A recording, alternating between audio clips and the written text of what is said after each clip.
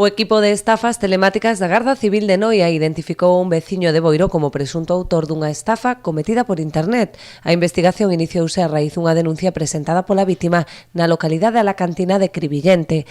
Esta persoa declarou que solicitou un crédito persoal a través de internet para o cal lle requirían un pago anticipado de máis de 1.000 euros en concepto de apertura, comisión e xestión.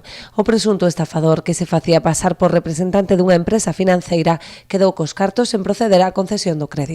A Garda Civil iniciou entón unha exhaustiva investigación que lle permitiu deter o autor dos feitos, a pesar da complexidade dos recursos tecnolóxicos utilizados para evitar ser localizado. Xa foi posto a disposición xudicial en Ribeira.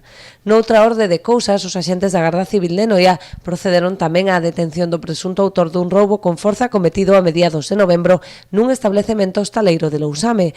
Ademais de subtraer diñeiro en metálico e lotaría, todo valorado en máis de 1.600 euros, ocasionou importantes danos no local, que ascenderon a 1.200 euros. Xa foi posto a disposición do xulgado de Garda de Noia.